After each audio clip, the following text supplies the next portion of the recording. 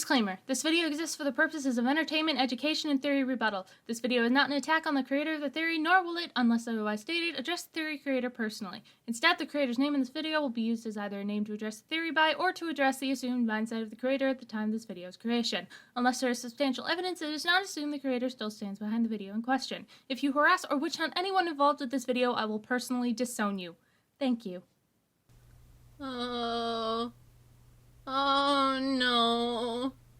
MatPat, why? You just can't stop, can you? You really have to go out of your way to slander every single character in the Mario series? Alright, I've got your number. Now let me tell you why you're wrong. Today we have a fun one. Instead of Mario or Luigi or even Peach or Bowser, MatPat's decided to target Gadd. And once again botch it up because he can't give anyone the benefit of the doubt for 2 seconds if they do something even the slightest bit detrimental.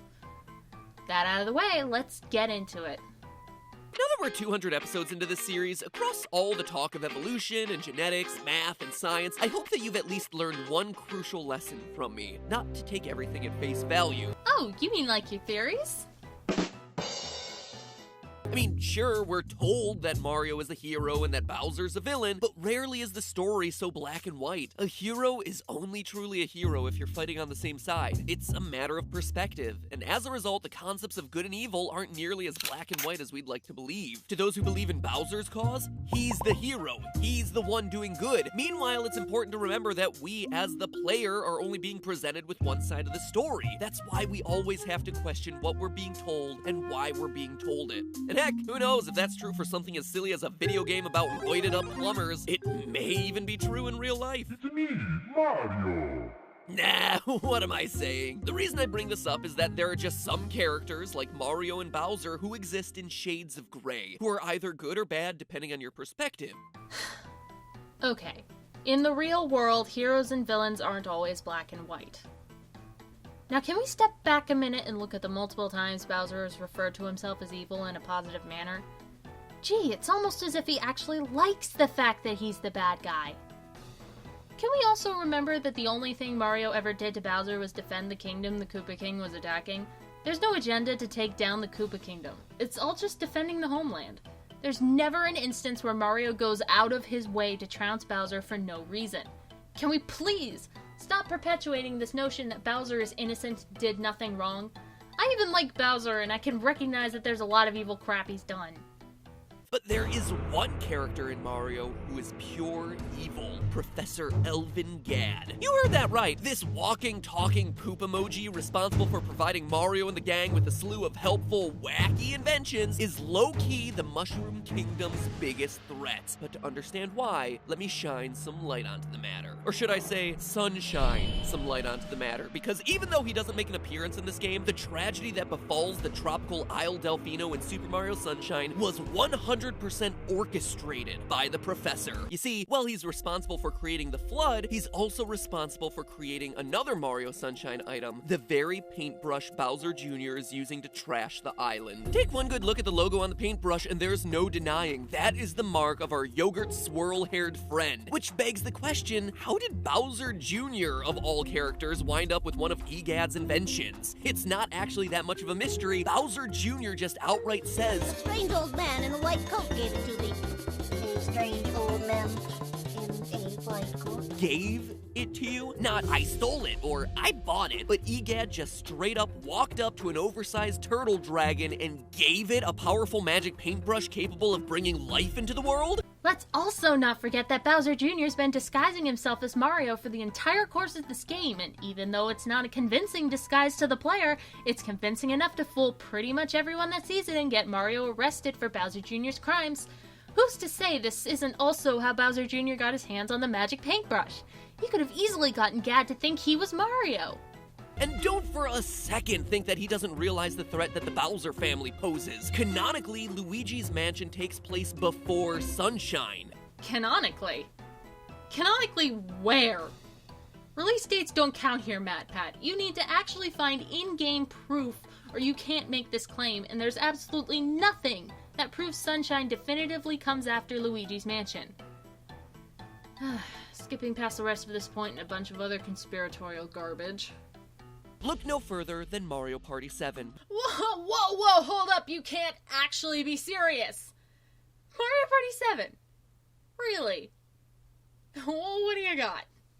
Where, if you look really closely, you'll find his logo on 2 more items. The first is the vacuum orb, which makes sense considering he's the guy responsible for creating the Poltergust series that helps Luigi clean out haunted mansions. What makes considerably less sense, though, is who Gadd designed this item for. Wario and Waluigi. The vacuum orb is a capsule item in Mario Party 7 that is exclusive to these 2 villains. An item specifically used to steal coins from other players is designed to only be used by the anti-characters in the game. That alone would be enough to turn heads, but a Gadd logo appears on one other item in this game, the wand inside the magic orb. An item that grants invisibility to the user. An item that can only be used by, wait for it, Boo and Dry Bones, recurring undead enemies from practically every single Mario game. In the entirety of Mario Party 7, the only items bearing the Gadd logo are designed to help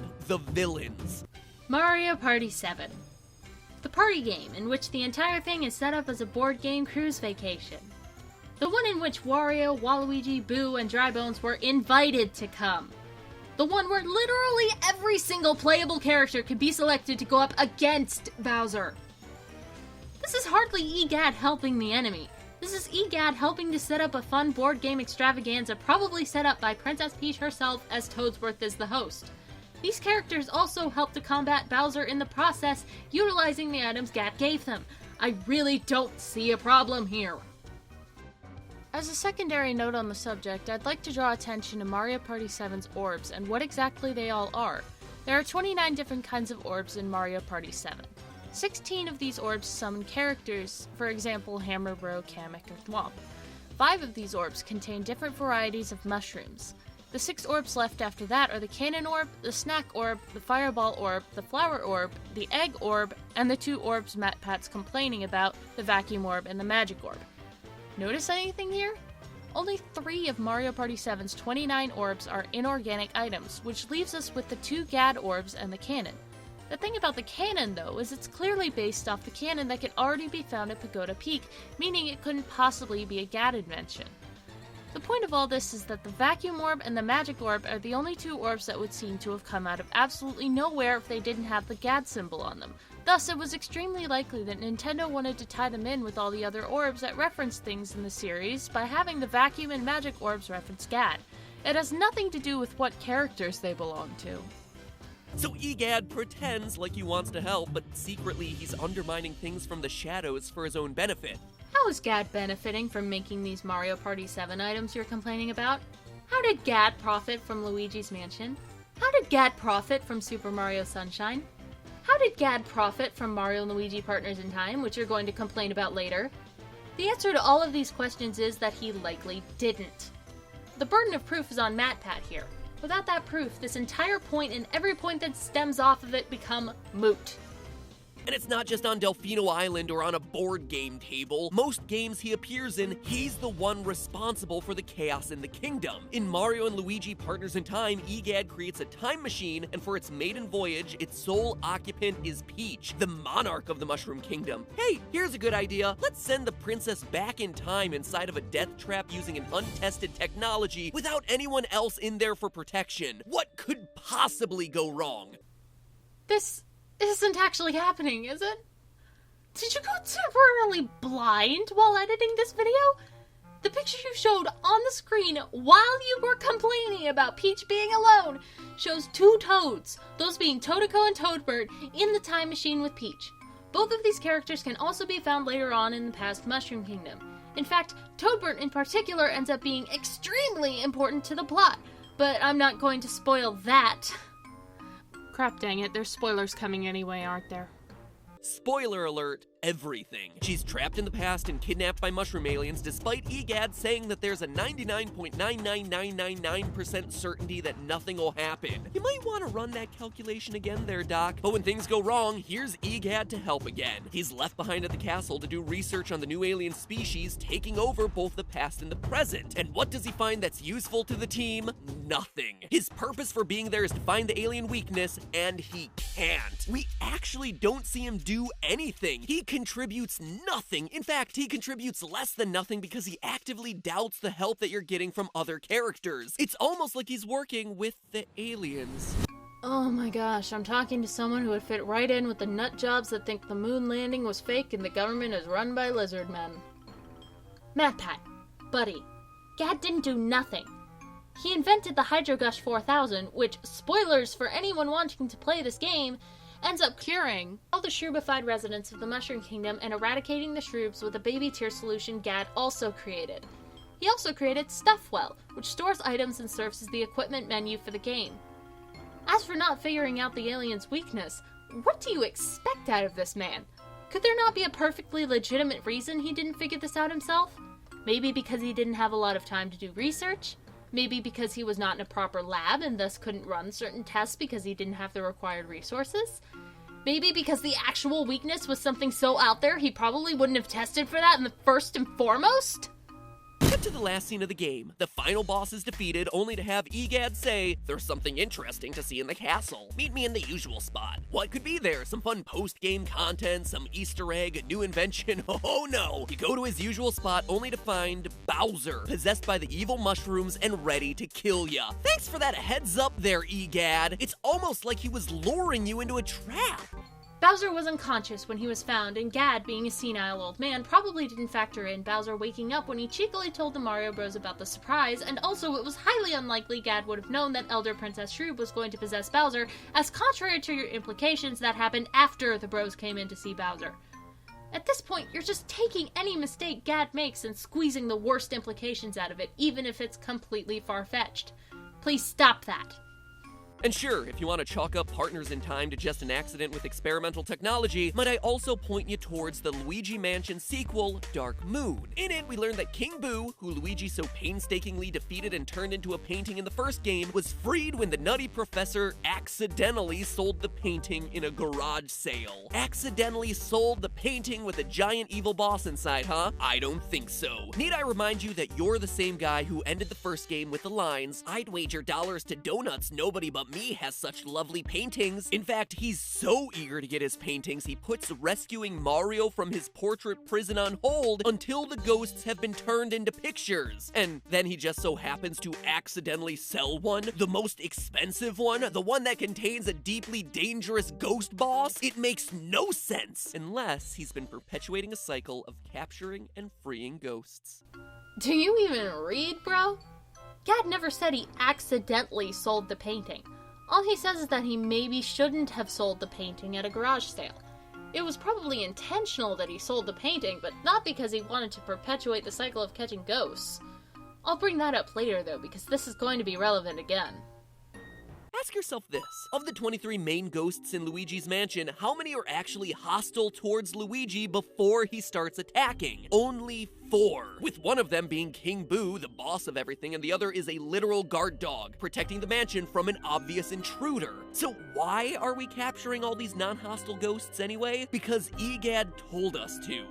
The ghosts are holding the keys to the next room and are keeping the mansion dark, which perpetuates the spawning of hostile ghosts and keeps the boos hidden. The boos are utilizing the ghosts freed from Gadd's gallery as, for lack of a better word, gatekeepers.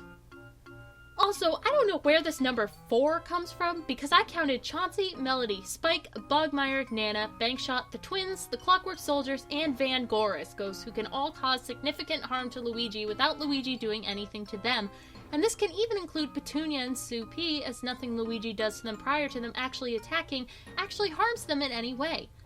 That makes 11, if you count the groups as one, out of the 21 non-Boo portrait ghosts that can kill Luigi without him harming them in any way, which is over half. And if you still want to argue harmful intent, that only takes out Bankshot. So there. Come to think of it, Egad has been controlling the story we hear in this game the entire time. He's the one that told us what happened to Mario, but when you actually look at what he says, he didn't stop Mario from going into a mansion he A, knew was haunted with dangerous spirits, and B, says he mysteriously saw pop up only days earlier. And he knows the Mario brothers at this point. Partners in Time shows that they save him from his old lab, and yet he casually watches as one of his former saviors walks into a dangerous mansion and then doesn't bother to do anything about it? There's actually 2 different ways I can debunk this point. 1. If you insist Gadd knew the Mario Bros, couldn't it be possible that Gadd just assumed Mario was here to take care of things and as a result didn't try to stop him? After all, Mario's very well known for being the hero of the Mushroom Kingdom, and he's definitely taken on Boos before. Gadd could have assumed that with Mario's reputation being what it is, Mario could take care of things on his own. 2. Gadd's a senile old man that can't remember things for crap. In Luigi's Mansion, Gadd acts like it's the first time he's met Luigi, despite what happened in Partners in Time. If Gadd had remembered Partners in Time, he would have referred to Luigi by name instead of asking Luigi what his name was. He's also been holed up in his lab for 60 years, according to himself. It's entirely possible he wouldn't know of the Mario Bros' other acts of heroism because he's been too busy with his ghost studies to pay them any mind. Also, if you need more proof that Gadd isn't really in his right mind, he eats dandelions and gasoline, and considers it a dinner worthy of serving a visitor. But that's not all. Isn't it suspicious that Mario is trapped in a painting of all things, and that Egad just so happens to have a machine that turns physical beings into paintings, and paintings back into physical beings? In fact, in Luigi's Mansion, we never actually learn how the ghosts escape from their paintings to begin with. All this time, Egad was capable of reversing the process. Who's to say that's not how the ghosts escaped in the first place? But we're forgetting some pretty crucial points here. We have a ghost artist, Van Gogh, who can somehow bring his creations to life. Could he not also use his power to turn things into paintings? Oh wait, he did, with the chest containing the spade key that opens up King Boo's door. We also have King Boo, who was stated to have freed all the ghosts. What reason do we have to not take this statement at face value? The ghost portrificationizer is right next door to the gallery after all. Anyone who could get into the gallery could also access the machine that could reanimate all of those ghosts. It doesn't have to be Gadd. There's also this point. What would Gadd gain from releasing all of the portrait ghosts in a team-up with King Boo only to send Luigi in to clean them all up? It makes no sense, and it feels like you're just grasping at straws for a point. Remember, this is the same guy who captures ghosts for a living, but then supplies them with magical items during rounds of board games. When they're invited by the princess to participate in said board games. He might even have helped create the ghosts in the first place. As he says in the game, quote, "I'm pretty sure they're ghosts freed from the paintings of the ghost artist Van Gogh. This guy brought ghosts to life every time he picked up a brush. A paintbrush that brings things to life, you say? Huh, where have I seen that one before, Egad?" Or, he took inspiration from Van Gogh's powers to create the magic paintbrush. Is that a concept that ever occurred to you? But why? Why would this character be helping both sides? The answer is obvious. Egad serves one master. Not good, not evil, but money. Egad doesn't care who he's helping as long as he's getting paid. He's an arms dealer, and if his inventions are used by the bad guys, so be it. In fact, when there's mayhem, that's even better because the more problems there are in the Mushroom Kingdom, the more the good guys are in need of Egad's services. Give the bad guys the tools they need to create the messes, and then charge the good guys for the tools they need to solve them. Except that never happened. Not even once. Gadd never requires money for his inventions in any circumstance. Oftentimes, he's just happy to give his inventions away, especially to the Mario Bros. At the end of Luigi's Mansion, he makes an odd statement about not being concerned about things like money or treasure. That may or may not be true at the time, but fast forward a few games and he's singing a completely different tune. In the recently released Mario and Luigi Superstar Saga plus Bowser's Minions, there's an Easter egg where Egad begins talking to Bowser's minions about his research. As he rambles to himself, he notes, quote, "So I researched and researched and researched still more. But as with all things, conducting research required a fat stack of coins. So I started managing the Starbeans Cafe as a secondary source of income. I'm afraid all these things require still more coinage." End quote. And remember, this whole exchange is 100% unprompted. No one is asking him about his work, he's just rambling to himself. Gadd does more than talk about the Starbeans Cafe in this encounter. In fact, Gadd spends much longer talking about his ghost research and only really brings up Starbeans in passing. The conversation was also hardly unprompted. Gadd prefaces his rambling with this: "As it were, I was gathering booze in this cave for my research. However, I was met with a most unfortunate event. I fell down. Ouch. That's when all the ghosts within the Poltergeist 3000 escaped. Surely you fine fellows understand the urgency of the situation at hand. You must bring the escaped booze back to me." Gadd had a purpose for talking to Captain Goomba, to get help finding his escaped booze. As for why he didn't want Luigi's money in Luigi's mansion, do I need to bring up the senile old man point again? If not, there are always other options. There's always the old, it's possible Gadd didn't want Luigi's money because Luigi found it and Gadd would think it rude to just take it, or it's possible Gadd didn't need the money Luigi was offering him, so he refused to take it all from him because he really doesn't care about money except to fund only what's required for his research, or he figured he already had 2 sources of income, so he didn't need Luigi's money because he'd rather earn his own money with his own hard work instead of taking handouts. Nah, I think I'll go with you just admitted in Luigi's Mansion Gadd didn't care about the money, but if he really was as much of a slave to money as you're trying to make him out to be, he would have taken Luigi's money in a heartbeat. That one sounds about right.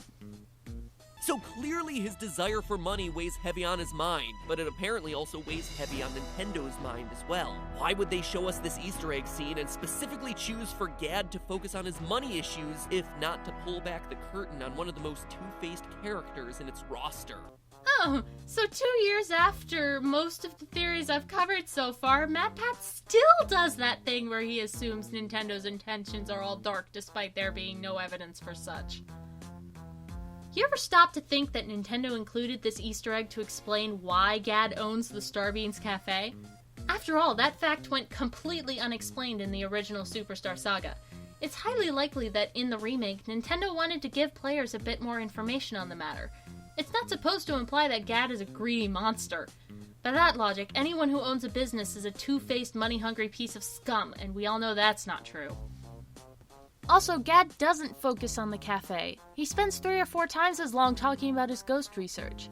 Gadd isn't fixated on the money. He's fixated on the research. He's fixated on ghosts and finding out everything he can about them. Unfortunately for him, though, that requires money, so he opened a cafe. Plain and simple, nothing more to it.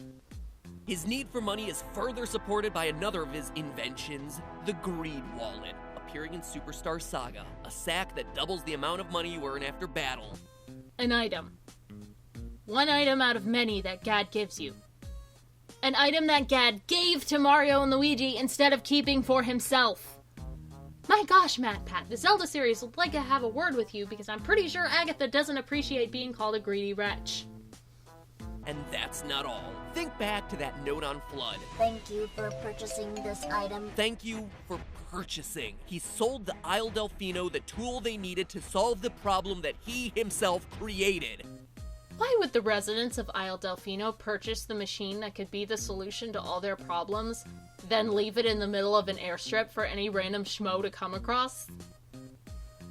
Also, are you assuming Flood would say anything different if it were stolen? It's like when you fire up a new device for the first time and it says, "Thank you for purchasing this device." It's a pre-programmed greeting that has nothing to do with actually knowing if someone legitimately bought the item or not. This is basic logic at this point, MatPat. And if you are still unconvinced that Egad is truly a mastermind behind all of this, all you need to see is this one line from Luigi's Mansion Dark Moon that shows you his true intentions. Quote, "Once all of this is over, you'll finally step out of your brother's shadow and be recognized as a true hero." Heh, laughing under his breath. He is clearly manipulating Luigi, playing on his poor emotions and feelings of inadequacy, and laughing about it under his breath all the while. If that doesn't show you that he is more than just an absent-brained professor, I don't know what will. Or maybe it's just supposed to prod Luigi into being a hero for him. Encouragement! It's a thing that exists! Oh my gosh, this is character assassination of the worst kind! Stop this! Egad creates inventions that cause problems, like the paintbrush, the time machine, the portrificationizer, then creates the solutions to those problems at a cost. The flood, the hydrogush, the poltergust. He fuels the feud between the two warring factions in the Mushroom Kingdom and hides out in the middle, raking in his profits. Profits? Freaking where? Seriously, even taking Flood out of the picture, you still have yet to explain where any of this profit is coming from. In fact, at the end of Luigi's Mansion, he refuses money. We don't get an explanation, though, because that's basically the end of the video. Time for me to summarize what we've learned today. This theory was the worst character assassination I've seen out of MatPat since, well, most of his other Mario theories, really. This one was especially bad, though, because it was built on no evidence other than conspiracy theories. This theory was absolutely disgusting, and if I hear anyone bring up this theory to agree with it, I think I'm going to scream.